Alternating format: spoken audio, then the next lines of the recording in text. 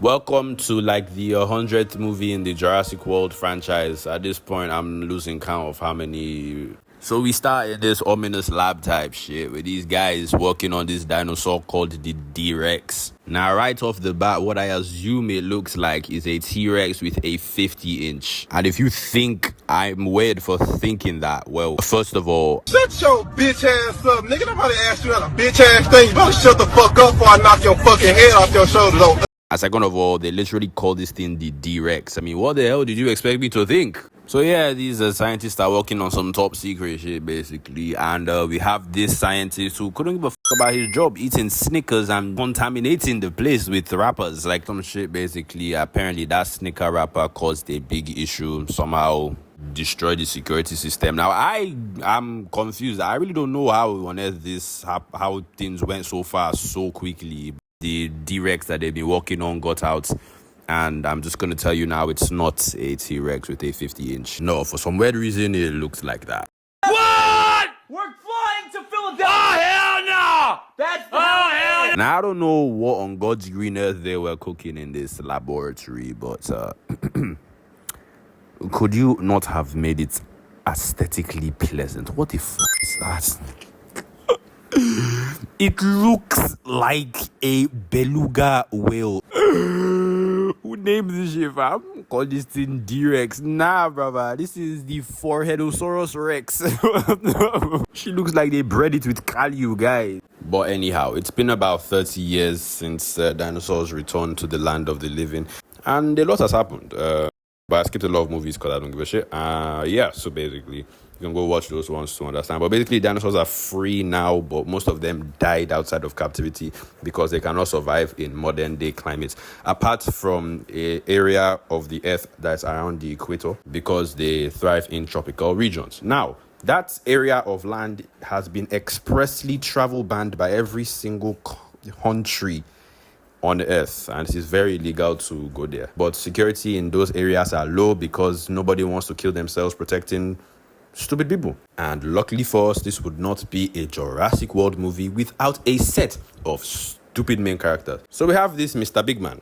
Don't know what his name is. I don't think they ever introduced him, but anyhow, he's rich and he wants to create this drug that heals heart disease. And he has been consulting with this doctor about creating a drug to do that. Apparently, the doctor has figured it out, but he needs the blood and tissue samples of 3 of the most dangerous land, sea, and air dinosaurs known to man that live in that band around the equator. Now, since he's trying to keep it on a hush-hush, he hires this woman called Emily, and she's very good at, just doing shit for people that are not saying nothing about it. So he hires her and offers her 10 M's to go and get the tissue samples. He and the doctor will be following along, and some other people that they'll be getting along the way.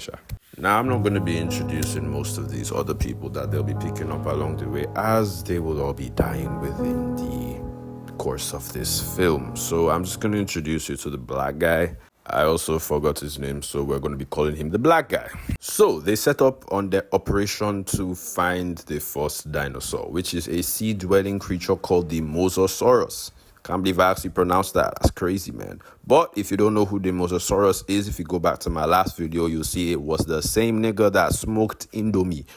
So believe me when I tell you that this shit is nothing to play with, as is observed by its interaction with this innocent young family of Hispanics. Now, these characters are kind of important, so I might just introduce you to them. So this is Daddy, his older daughter Lucy, and her retarded boyfriend, and Lucy's younger sister. Now, Lord knows why they decide to have family time in the middle of the fucking ocean, but hey, to each one his own. But somehow they're in the middle of the fucking ocean and they happen to run into the same Mosasaurus. And Mosasaurus, as we know, is on for the smoke at all times of the day and absolutely destroys their boat. So now they're cooked and they send out an SOS signal that is intercepted by our main characters, who decide to come by and save them, but now they're stuck with them on their suicide missions. So at this point, I don't even know what was worse. Literally almost starving to death in the middle of the ocean or getting eaten alive by a bunch of dinosaurs. But anyway, since it's the original Mosasaurus from the other movie, it is tagged so they can track it. And they track it down, collect the blood and tissue samples that they need from it. And then they get ready to go. However, the Mosasaurus has the aggression of a testosterone-fueled cocaine addict. So yeah, that shit spins the block. And this time it carries a gang of other dinosaurs. Now, I don't know what this Mosasaurus was smoking, but whatever it's been hitting, it's sharing with these dinosaurs. Because as soon as they pull up, they proceed to drop bodies left, right, and center. So Lucy goes to put in a SOS call. However, our millionaire does not want anybody to know about this operation. So he literally almost kills her before she falls into the water and the rest of her family join her.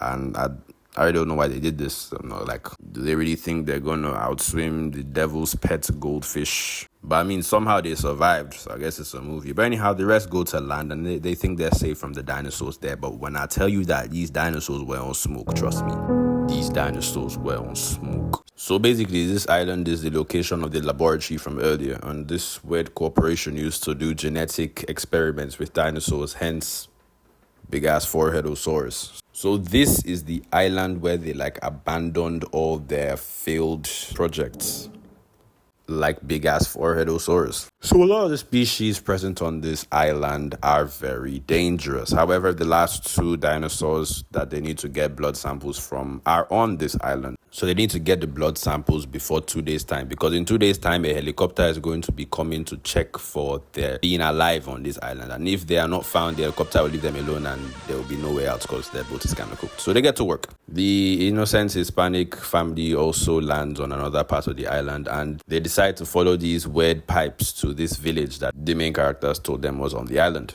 So the main characters go ahead to get the blood samples from this dinosaur. Now, unlike the other two dinosaurs on the list of the dinosaurs which blood samples they have to get, this one is herbivorous, so it's actually not dangerous unless it mistakenly steps on your head. Now, I don't know what it's called, but as it looks very...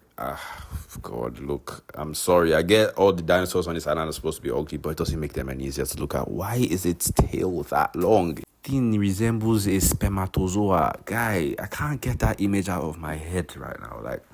Nah, I'm going to call this thing the what the Mosasaurus at this point, because why? But yeah, they get the blood samples and they continue on their way to retrieve the samples from the final dinosaur, whatever the hell this is. So whatever the hell this is claims a life, but after some struggle and near-death experiences, they manage to take the blood sample and escape. So now all they have to do is get to the village at the center of the island and wait for the helicopter to arrive, and they should be good.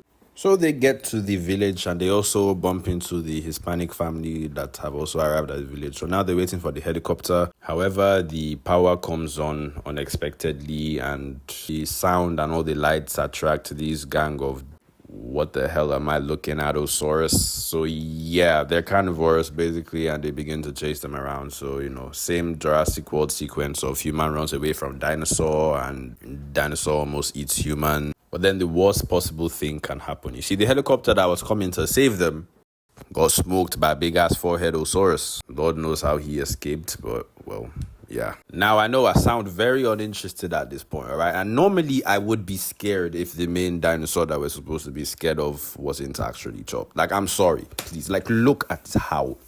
How can I be scared of this when all I see is this? It's not possible. It's not possible.